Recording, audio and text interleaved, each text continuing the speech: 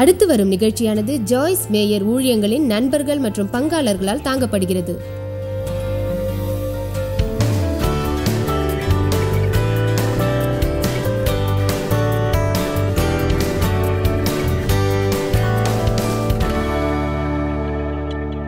பிதாவே, என்னை சுற்றிலும் அருமையான மக்கள் உள்ளதற்காகவும் இந்த மகத்தான திருச்சபையில் நான் இருப்பதற்கான வாய்ப்பை வழங்கியதற்காகவும் உமக்கு நன்றி. 4வது நாளுக்கான வார்த்தைக்காகவும் மக்கள் சுகமளிக்கப்படவும் நான் ஜெபிக்கிறேன். சங்கீதம் 107:20 உமது வார்த்தை சொல்கிறது, அவர் தமது வசனத்தை அனுப்பி அவர்களை குணமாக்கி அவர்களை அழிவிற்கு தப்புவிக்கிறார். எனவே எல்லா வகையிலும் உடல் ரீதியாக, மன ரீதியாக, உணர்ச்சியிலும் ஆவியிலும் மக்கள் சுகமளிக்கப்படுவதை நான் எதிர்பார்க்கிறேன். இன்று நாங்கள் அறிந்து கொள்வதற்கு உமக்கு நன்றி. ஆமேன். உங்கள் வாழ்வில் ஒரு கனவு அவசியம் என்பது பற்றி இன்று நான் பேசப்போகிறேன். நமக்கு கனவும் தரிசனமும் இருப்பது அவசியம். உள்ளபடியே தேவனிடம் நீங்கள் அதை கேட்க வேண்டியது இல்லை, அது உங்களுக்கு கிடைக்கும். வேதம் சொல்கிறது, முதியவர்கள் கனவு காண்பார்கள், வாலிபர்கள் தரிசனம் காண்பார்கள். ஒரு இடத்தில் அமர்ந்தபடி இயற்கையை மீறிய விஷயங்கள் நிகழவும், ஒரு குரல் ஒலிக்கவும், தீர்க்க தரிசனம் கிடைக்கவும், ஒரு தேவதூதன் தோன்றி உறுதி சொல்லவும், என்ன செய்ய வேண்டும் என்று சொல்லவும் அநேக மக்கள் காத்திருக்கிறார்கள் என்று நான் நினைக்கின்றேன். அதற்காக காத்திராமல் வெளியே சென்று முயற்சிக்க வேண்டும். இன்று இங்குள்ள சிலர் நினைப்பார்கள், நான் என்ன செய்ய தேவன் விரும்புகிறார்னு தெரியலையே. நீங்கள் ஏன் சில விஷயங்களை முயற்சிக்கக்கூடாது? அதன் மூலம் எது நடக்கும் எது நடக்காது என்று ஏன் அறியக்கூடாது? தேவனால் பயன்படுத்தப்படுவதை நான் விரும்புகிறேன். அதற்கான முழு விருப்பத்தோடு நான் இருக்கிறேன். எனவே சில காரியங்களை நான் செய்கிறேன். எங்கள் திருச்சபையில் சனிக்கிழமை காலையில் மக்களை வீதிகளுக்கு அழைத்துச் செல்வார்கள், பிரசங்கம் செய்ய சொல்வார்கள். நேர்மையாக சொல்கிறேன், அதற்காக எனக்கு ஈவு வழங்கப்படவில்லை. தேவனுக்கு ஊழியம் செய்யவே நான் வெளியே செல்கிறேன். அங்கே குளிரும், அது வசதியாக இருக்காது. ஒவ்வொரு சனிக்கிழமையும் செயின்ட் லூயிஸில் எங்கள் குழந்தைகளுக்கு மருந்து கொடுப்போம். அதுதான் என் முதல் சுவிசேஷ பாதை. என் வேலையை ஒரு நபருக்கு நான் கொடுத்தேன். அதை அவர் என்னிடமே கொடுத்து விட்டு சொன்னார், எனக்கு இது தேவையில்லை. சில தேர்வுகளை அவர் சொன்னார். பிறகு ஒரு நர்சரி பள்ளியில் வேலை பார்த்தேன். அது எல்லோரும் ஏன் சிரிக்கிறீர்கள்? நான் அங்கு 2 வாரம் தான் இருந்தேன். ஆனால் அங்கிருந்த குழந்தைகளுக்கு என்னை பிடிக்கவில்லை. அது எனக்கான அபிஷேகம் இல்லை. அப்போது நான் எப்படிப்பட்ட ஒருவராக இருந்தேன் என்றால், தேவனுக்கு ஊழியம் செய்ய தீர்மானித்தேன். தேவன் என்னை பயன்படுத்த விரும்பினார். எனவே பல விஷயங்களை நான் முயற்சித்தேன். சில நேரங்களில் சில விஷயங்களை நீங்கள் அறிய முற்படுவீர்கள். நீங்கள் வெளியே சென்று துணி வாங்குவீர்கள், அது உங்களுக்கு பொருத்தமாக என்று பார்ப்பீர்கள். அநேக நேரங்களில் அதுதான் எனக்கு வாழ்க்கை முறையாகவும் இருக்கும். சில விஷயங்களை முயற்சிப்பீர்கள், அது பொருந்தும் வரை அது தொடரும். எனவே வெளியே செல்ல தயங்காதீர்கள். கனவுகளும் தரிசனங்களும் நம்பிக்கையும் எப்போதும் எப்போதும் தேவை. அற்புதங்களை விசுவாசியுங்கள். சிலர் கனவு காண்பார்கள், வேலை செய்ய மாட்டார்கள். சிலர் வேலை செய்வார்கள், கனவு காண மாட்டார்கள். இரண்டுமே வேலைக்காகாது. எனவே அதை பற்றி யோசிப்போம். நீங்கள் ஒரு கடின உழைப்பாளியாக இருப்பீர்கள், ஆனால் கனவு காண மாட்டீர்கள். அநேக மக்கள் அப்படி இருக்கிறார்கள் தெரியுமா? அவர்கள் தினமும் எழுந்திருப்பார்கள், வெளியே செல்வார்கள், செய்ய வேண்டியதை செய்வார்கள். ஆனால் அவர்களுக்கு எந்த ஒரு நம்பிக்கையும் இருக்காது, அல்லது வெளியில் வரும் பேச்செக் பற்றியும் தாங்கள் கொடுக்க வேண்டிய பில் பற்றியும் அடுத்த வாரம் பற்றியும் நினைக்க மாட்டார்கள். அப்படி நாம் வாழ முற்பட்டால் அது நமக்கு போர் அடிக்கும். அது ஒரே மாதிரியாக இருக்கும். Boring boring boring. எனக்கு அதை விட மேலான வாழ்க்கை இல்லையா? எப்பவும் பரவசமான விஷயங்களே எனக்கு நிகழும். மீண்டும் அவர்கள் அமர்வார்கள். உள்ளபடியே அது வேலை செய்ய உங்களுக்கு ஒரு கனவு தேவை. உங்கள் வேலையின் கனியை எப்படி பெறுவது என்ற ஒரு நம்பிக்கை உங்களுக்கு தேவை. நாம் மேலே உயர முடியும் என்று விசுவாசிக்க வேண்டும். தேவன் இன்னும் மகத்தானதை செய்வார் என்று விசுவாசிக்க வேண்டும். சிலர் கனவு காண்பார்கள், ஆனால் வேலை செய்ய மாட்டார்கள்.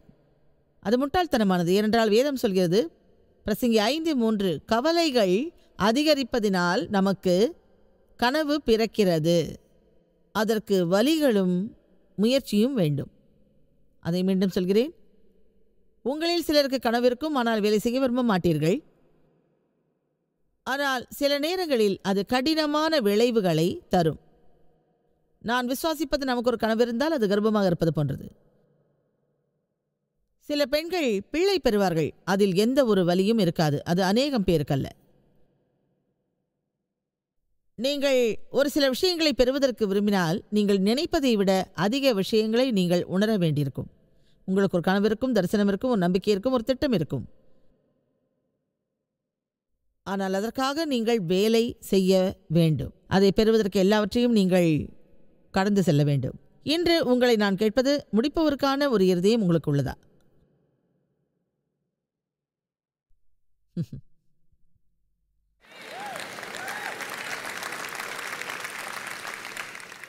யோவான் 17:4 இயேசு சொல்கிறார், பிதாவே, என்னை மகிமைப்படுத்தும், நான் செய்யும்படி நீர் எனக்கு நியமித்த செயலை செய்து முடித்தேன். ஒரு விஷயத்தை எப்படி உங்களுக்கு விவரிப்பது என்று தெரியவில்லை. அது ஒரு இயற்கையை மீறிய விஷயம். அதாவது 15 அல்லது 20 வருடங்களுக்கு முன் ஒரு நாள் அந்த வேதவசனத்தை படித்தேன். நான் ஜெபிக்கும் ஒரு நாற்காலியில் அமர்ந்திருந்தேன். அப்போது தொடர்ந்து நான் அழுதேன்.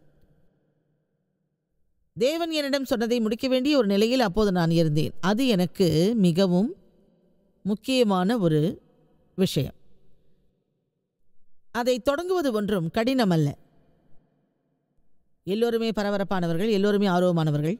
அது புதியது என்பதால் அதில் உணர்ச்சி வேகமும் பரபரப்பும் இருந்தது. அவை எல்லாம் அறியக்கூடியவை. எல்லோருக்கும் ஒரு நேரம் வரக்கூடும். அப்பொழுது யாருமே கைத்தட்ட மாட்டார்கள், ஆரவாரம் செய்ய மாட்டார்கள். அப்பொழுது நான் மட்டுமே தனியாக இருப்பேன். அந்த நிலை என்னை விட்டு நீங்குமா என்று நினைப்பேன். அப்பொழுது நான் செய்யக்கூடிய ஒரே செயல், என் மனதை திடப்படுத்தி கொண்டு அது நடைபெற தேவனை நான் நாடுவேன். நமது கடன் சுமை நீங்கும் என்று நாம் தீர்மானிப்பதைப் போல, நம் உடல்நிலை சீராகும் என்று நாம் நினைப்பதைப் போல, அதுவும் நமக்கு எளிதாக இருக்கும். அநேக மக்கள் நலிவோடு உள்ளார்கள். ஏன் தெரியுமா? நீங்கள் ஆரோக்கியமின்றி இருக்க வேண்டாம். உங்கள் ஆரோக்கியம் சரியாவதற்கு நீங்கள் எதையாவது செய்யலாம். அதற்கு நீண்ட காலமாகலாம், ஆனால் அது முடியும். என் போதகர் எனக்காக ஜெபிக்க விரும்புகிறேன். அது நல்லது, நீங்கள் விரும்பும்படி நாங்கள் ஜெபிக்கிறோம். ஆனால் ஜெபத்தோடு கூட ஒரு கனவு வரும். அது ஒரு வேதனையான முயற்சியாகும். அநேக மக்கள் ஆசை எலும்பை விரும்புகிறார்கள், ஆனால் நமக்கு தேவை முதுகெலும்பு. அதற்காக நாம் இப்படி சொல்ல தேவையில்லை, நான் விரும்புகிறேன். நமக்கு தேவை ஒரு தீர்மானம். அது மிக பரவசமானதாகும். ஓரிடத்தில் அமர்ந்தபடி தங்களுக்கு ஏதாவது நல்லது நடக்கும் என்று நினைத்தால், அதற்காக எந்த ஒரு முயற்சியும் செய்யாவிட்டால் யாருமே மகிழ்ச்சியாக எப்போதும் இருக்க முடியாது. ஒரு நாள் ஒரு விஷயத்தை நான் கேட்டேன், அது எனக்கு பிடித்தது. நீங்கள் அதிகமாக முயற்சித்தால் அதிகமாக அதை செய்யலாம், குறைவாக முயற்சித்தால் குறைவாக அதை செய்வீர்கள். அதை மீண்டும் சொல்கிறேன், நீங்கள் அதிகமாக முயற்சித்தால் அதிகமாக அதை செய்யலாம், குறைவாக முயற்சித்தால் குறைவாகத்தான் அதை செய்வீர்கள். உங்கள் வாழ்வில் ஒரு கனவு தேவை. உங்கள் கடனிலிருந்து விடுபட விரும்பலாம், உங்கள் வீடு சுத்தமாக இருக்க விரும்பலாம், உங்கள் திருமணம் மகத்தானதாக இருக்க விரும்பலாம். அது சாதாரணம் அல்ல. அதற்கு நான் முயற்சி செய்கிறேன், ஆனால் உங்களை போன்ற திருமணம் எனக்கு பிடிக்காது. வேறு ஒரு நபர் நமக்காக எல்லாவற்றையும் முடிவு செய்வார் என்று எப்போதும் நினைக்காதீர்கள். அவர்களால் உங்களுக்கு எதுவும் செய்ய முடியாது.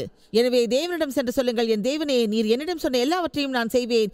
எஞ்சியுள்ளதை பற்றி நீர் அக்கறை காட்டவே நான் விரும்புகின்றேன் என்று.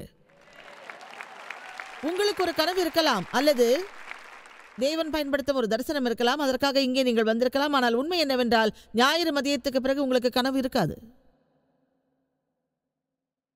நாளைக்கு என்ன செய்ய போறீங்க யாருக்கு தெரியும்? அதுக்காக காத்திருப்பேன், என்ன நடக்குதுன்னு பார்ப்போம். அது நீங்கள் பெருமைப்படும்படியாக இருக்காது. அதை என்னால் சொல்ல முடியும். உங்களுக்கு ஒரு திட்டம் வேண்டும், அதை கருக்கொள்ள வேண்டும்.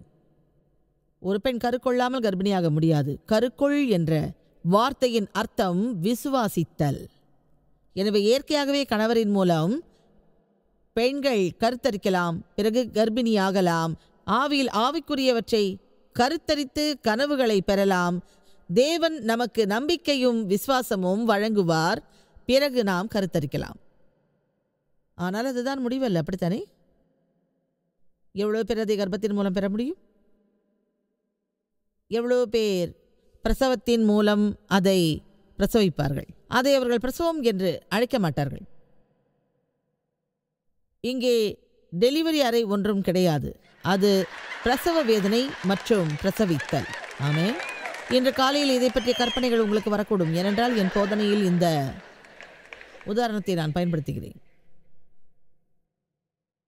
உங்கள் வருங்காலம் பற்றி நினைப்பதென்ன? ஆதியாகமம் 13. ஒரு சூழ்நிலையில் தேவன் ஆபிரகாமையும் அவன் சகோதரனையும் ஆசீர்வதித்தார். அது மிகவும் உயர்வாக இருந்தது.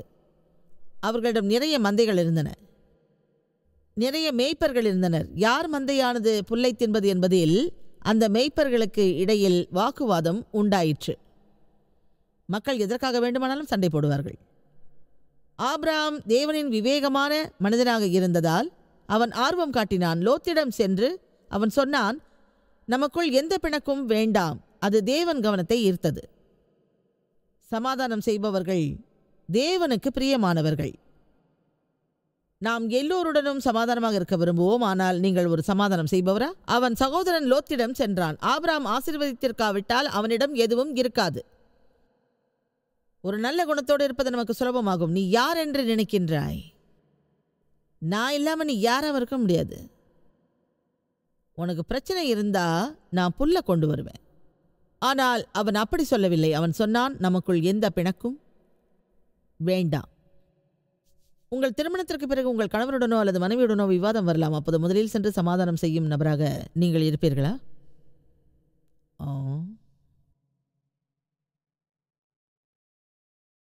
அது என்னோட தவறு இல்லையே.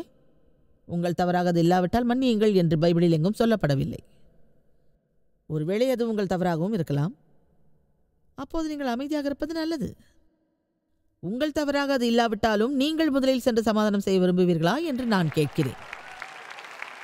அதை செய்வீர்கள். தேவன் உங்களை ஆசீர்வதிப்பார். சமாதானத்தை நிலைநாட்ட நீங்கள் செய்ய வேண்டியதை செய்தால் தேவன் உங்களை கௌரவிப்பார். எனக்கும் உங்களுக்கும் இடையில் மோதல் இல்லாமல் இருக்க நான் ஜெபிக்கிறேன். இதை கவனமாய் கேளுங்கள். நீ விரும்பும் யோர்தான் பூமியை நீ எடுத்துக்கொள், மீதமுள்ளதை நான் பெறுகிறேன். என்ன ஒரு பணிவான குணம்! எனவே லோத்து அருமையான பகுதியை தேர்வு செய்தான்.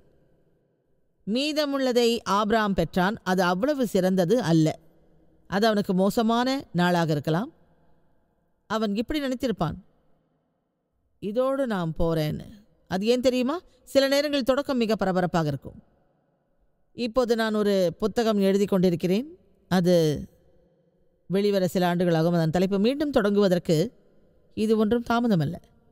எனவே இங்குள்ள அநேக மக்கள் இது ஒன்றும் தாமதமல்ல என்பதை அறிய வேண்டும். நீங்கள் மிகவும் முதியவர் அல்ல, நீங்கள் மிகவும் வாலிபர் அல்ல, உங்களுக்கு அதிகமான பிரச்சனைகள் வந்திருக்காது, உங்களுக்கு வேறு எதுவும் அதிகமாக இருந்திருக்காது. தேவனிடம் மீண்டும் தொடங்குவதற்கு இது ஒன்றும் தாமதம் அல்ல. உங்கள் வாழ்வு மேன்மையாக இருக்கும் என்று இப்பொழுதே நீங்கள் கனவு காணலாம். நீங்கள் மகத்தான ஒருவராக இருப்பீர்கள் என்று நீங்கள் கனவு காணலாம். கடனிலிருந்து விடுபடுவதாக கனவு காணலாம். உங்கள் இல்லத்தில் சமாதானம் இருக்கும் என்று கனவு காணலாம். உங்கள் பிள்ளைகள் மீட்கப்படுவார்கள் என்று கனவு காணலாம். நீங்கள் எதையும் விசுவாசிக்கவில்லை என்றால் உங்களுக்கு எதுவுமே கிடைக்காது.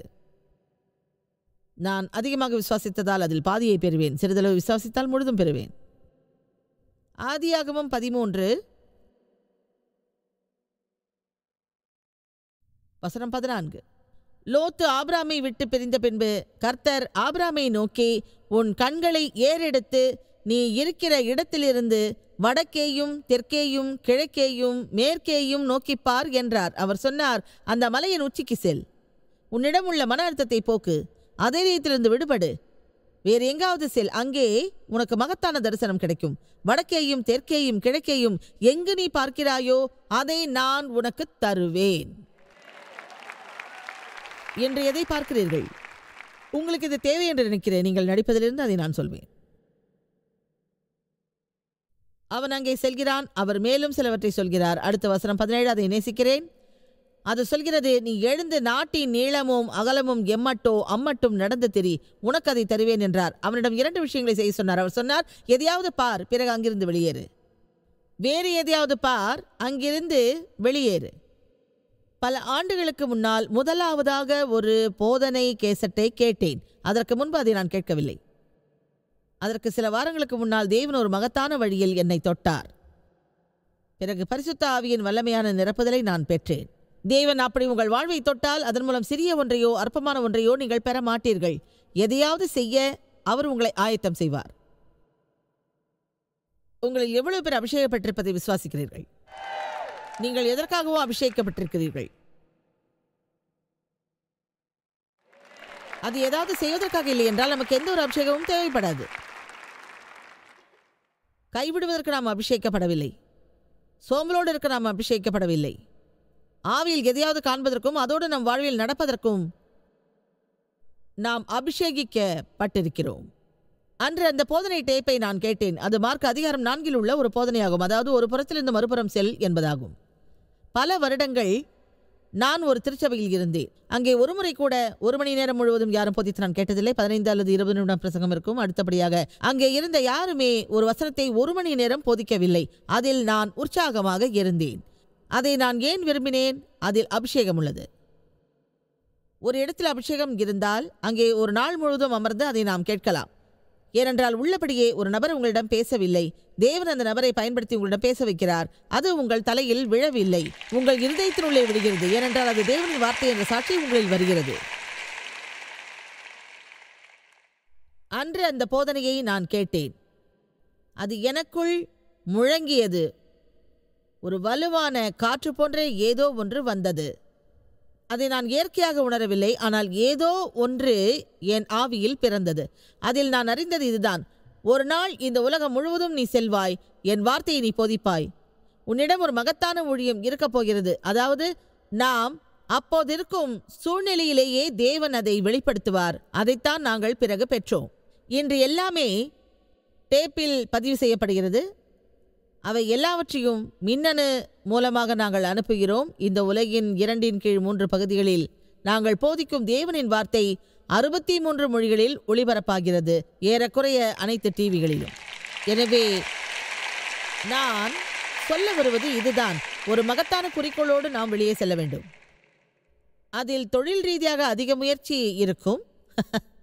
அதில் சில வேதனையான அனுபவமும் இருக்கும். நான் எங்கே இருந்திருக்க வேண்டும் அல்லது எப்படி இருந்திருக்க வேண்டும் என்ற விஷயத்தில் ஒரு கனவு இருந்திருக்காவிட்டால் இங்கே நான் நிச்சயம் இருக்க மாட்டேன். ஒரு வகையில் அதை ஒரு தீர்க்க தரிசனமாகவும் என்று நான் உணர்கிறேன். உங்கள் வாழ்வில் ஒரு கனவு இருக்க தேவன் விரும்புகிறார். உங்களில் சிலர் வெளிப்படையாக இருக்கலாம், உங்களுக்கு பிரச்சனைகள் இருக்கலாம், உங்களுக்கு சில வேதனைகள் இருக்கலாம், உங்களுக்கு சில ஏமாற்றங்கள் இருக்கலாம். எனவே அதை கைவிடுவதை விட வேறு எதுவும் இல்லை என்று நீங்கள் நினைக்கலாம். அதனால்தான் தேவன் இங்கே என்னை அனுப்பியதாக நான் நினைக்கிறேன்.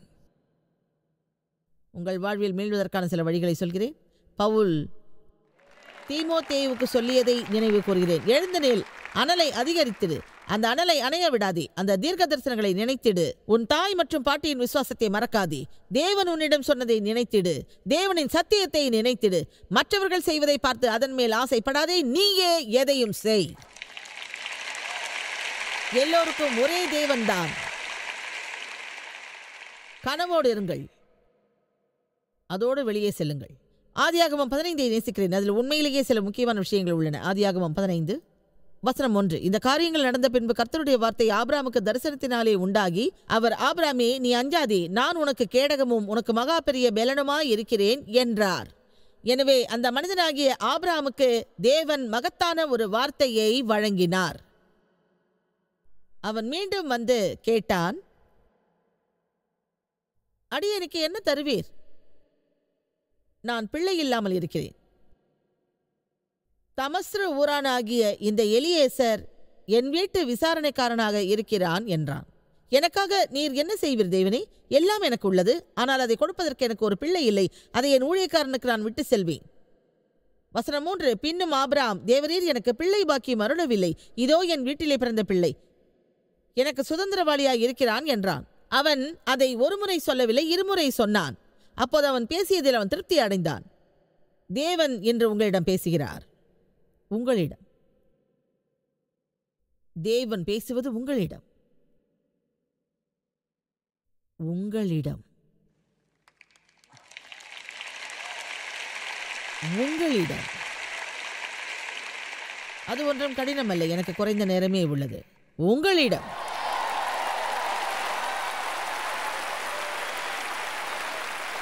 அது நிச்சயமாக உங்களால் முடியும். அநேக மக்களின் மனநிலையை நான் அறிவேன். அங்கே நீங்கள் அமர்ந்தபடி ஜோயலை போற்றலாம், அல்லது அங்கே நீங்கள் அமர்ந்தபடி என்னை பாராட்டலாம். அது ஏன் தெரியுமா?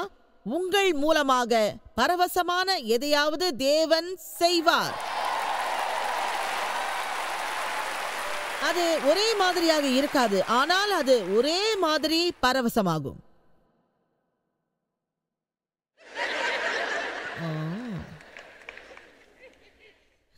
கருக்கொள்ளும் ஆற்றல் வேண்டும். இன்று அநேக மக்கள் கருக்கொள்ள நான் விரும்புகிறேன். ஆண்கள் இன்று கருத்தரிக்க வேண்டும். எல்லோரும் இதை டிவியில் பார்க்கிறீர்கள். உங்கள் டிவியை அணைக்க வேண்டாம். ஏனென்றால் அந்த சிறிய பெட்டியிலிருந்து சிலவற்றை அகற்ற வேண்டும். அந்த போரிங் பாக்ஸை அகற்ற யார் உதவியாவது உங்களுக்கு தேவைப்படும். ஆமேன். நான் சொல்வதை கேளுங்கள். அதை நேசிக்கிறேன், நேசிக்கிறேன், நேசிக்கிறேன். அப்பொழுது கர்த்தருடைய வார்த்தை அவனுக்கு உண்டானது. வசனம் 4, இவன் உனக்கு சுதந்திரவாளி அல்ல, உன் கர்ப்ப பிறப்பாய் இருப்பவனே உனக்கு சுதந்திரவாளி ஆவான். அப்போது அங்கே ஒரு பெரிய பிரச்சனை இருந்தது. ஏனென்றால் சாராய்க்கு பிள்ளை இல்லாமல் இருந்தது. அதை நீங்கள் தெளிவாக புரிந்து கொள்ள மிக எளிமையாக நான் சொல்கிறேன். அவள் ஏற்கனவே தன் வாழ்வில் மாற்றமடைந்தாள். எனவே அவன் தான் நினைத்ததை செய்ய முடியவில்லை. ஒன்றும் முடியல. என்ன செய்யறது? உள்ள நுழைஞ்சிட்டானா வெளியே போக வழி தெரியல.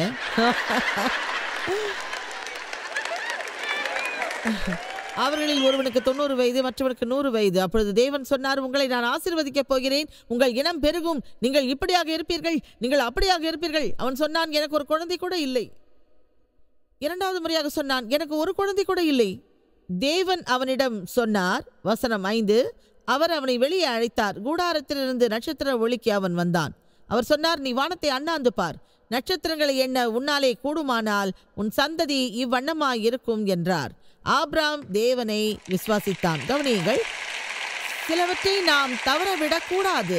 எதனால் தேவன் அவனை கூடாரத்திலிருந்து வெளியே அழைத்தார்? ஏனென்றால் பல காலமாக நம்மிடம் உள்ளவை பழையதாகும். ஒரே மாதிரியான கூடாரம், ஒரே மாதிரியான 4 சுவர்கள், ஒரே பில்கள், பணமில்லை, முதுகுவலி, சத்தமிடும் குழந்தைகள், டர்ட்டி டயப்பர்கள், டர்ட்டி டிஷஸ், உடைந்த குளிர்சாதன பெட்டி. எனக்கும் வயசாகுது, நான் இங்கே உபயோகிச்சது எல்லாமே கீழே கிடக்கு. நீங்கள் திருமணம் செய்தவரை பாருங்கள், உங்கள் தலைமுடி உதிர்ந்து விட்டது, உங்கள் தொப்பை பெருசு, அப்படித்தானே? தேவன் சொன்னார், அங்கிருந்து வெளியே வா, அவற்றை முறைத்து பார்க்காதே, வெளியேறு, ஒரு தரிசனம் பார், இங்கிருந்து வெளியேறு, நான் உனக்கு செய்தவைகளை பார், நான் படைத்தவைகளை பார். ஆமென். ஹல்லேலூயா. நீங்கள் முழுவதாக உணர்ந்தால் உங்கள் கூடாரத்தை விட்டு வெளியே வாருங்கள், நடந்து செல்லுங்கள், ஒரு நீர்நிலையை பாருங்கள், ஒரு மலையை பாருங்கள், அது இல்லாவிட்டால் ஒரு குன்றை பாருங்கள். செயல்படுங்கள், உங்களை ஊக்கப்படுத்துபவரோடு இருங்கள். திருச்சபைக்கு செல்லுங்கள், நல்ல இசையை கேளுங்கள், அங்கே அமர்ந்தபடி போய் பேசுபவரோடு பேசாதீர்கள், அதனால் உங்களுக்கு நன்மை வராது. நீங்கள் ஆவியோடு இருப்பதில் உறுதியாக இல்லாவிட்டால் எந்த ஒரு நன்மையும் உங்களுக்கு நிகழாது. பிறருக்கு செய்யும் தேவன் அதை உங்களுக்கும் செய்வார்.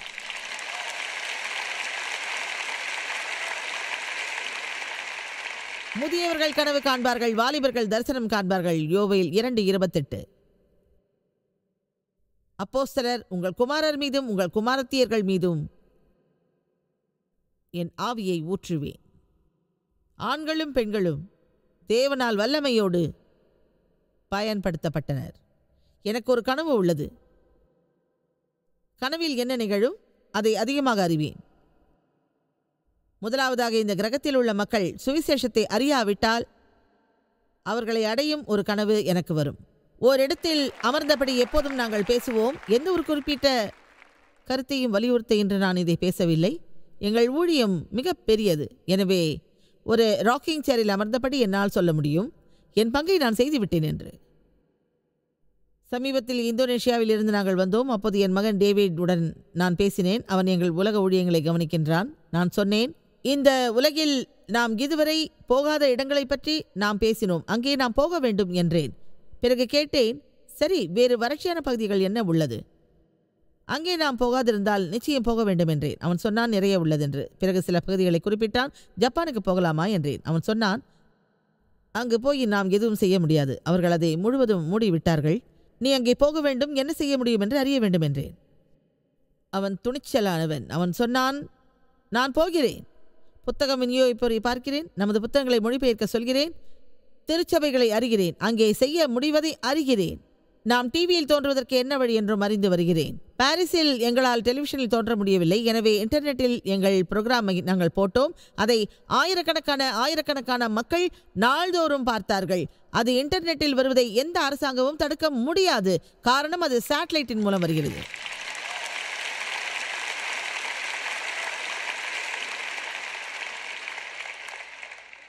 காத்திருந்து பாருங்கள், அதை முன்கூட்டியே சொல்வேன். ஜப்பானில் ஏதோ ஒன்றை செய்வோம்.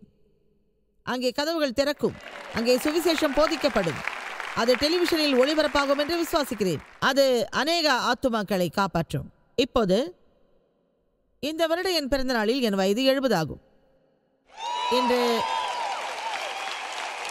காலை டோடியும் நானும் ஒரு ஒப்பந்தம் செய்தோம். அவள் சொன்னால், எனக்கு 80 வயதாகிறது, உனக்கு 70 வயதாகிறது. நான் சொன்னேன், அது நல்லதுதான். உனக்கு 100 வயதாகும் போது என் வயது 90. அப்போது ஞாயிறன்று இங்கு உன்னை வாழ்த்துவேன். நமக்கு ஒரு கனவு தேவை. மக்கள் கேட்பார்கள், எப்போது ரிட்டையர் ஆவீர்கள் என்று. ரிட்டையரை பற்றி என்னிடம் பேசாதீர்கள். உங்கள் வாழ்வில் ஒரு அழைப்பு இருக்கும் போது எப்படி ரிட்டையர் ஆக முடியும்? இந்த ஒரு வேலைக்கு நான் விண்ணப்பிக்கவில்லை, எனவே சில வருடங்களுக்கு பிறகு ரிட்டையர் ஆகி நான் பென்ஷன் வாங்க போவது இல்லை. இதை நான் செய்யும் போதே இயேசு என்னை அழைத்துக் கொள்வார். அது ஏன் தெரியுமா? எனது ஈவு எனது வாய். எனவே நான் எங்கே இருந்தாலும் என்னால் பேச முடியும்.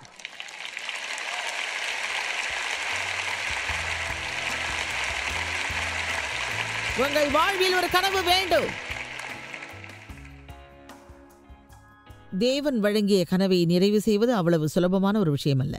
ஆனால் அதற்காக நான் எடுக்கும் முயற்சியும் செய்யும் தியாகமும் மிக மதிப்பானதாகும். கைவிடாதீர்கள்.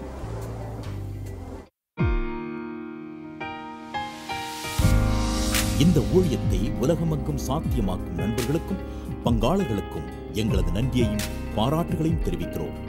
ஒன்றாய் இணைந்து நாம் பசி உழவுகளை போஷித்து உடைகளை கொடுத்து தேசங்களுக்கு சுவிசேஷத்தை சொல்லி வருகிறோம். எங்களை தொடர்பு கொண்டு www.jmumindia.org உங்கள் ஜெப தேவைகள் மற்றும் எங்களின் வெளியீடுகள் பற்றி அறிந்து ஜாய்ஸ் அவர்கள் நிகழ்ச்சிகளை அறிந்து எங்களோடு இணைந்து தேவ அன்பை உலகிற்கு பரவச் செய்யுங்கள். அடுத்து வரும் நிகழ்ச்சியானது ஜாய்ஸ் மேயர் ஊழியங்களின் நண்பர்கள் மற்றும் பங்காளர்களால் தாங்கப்படுகிறது.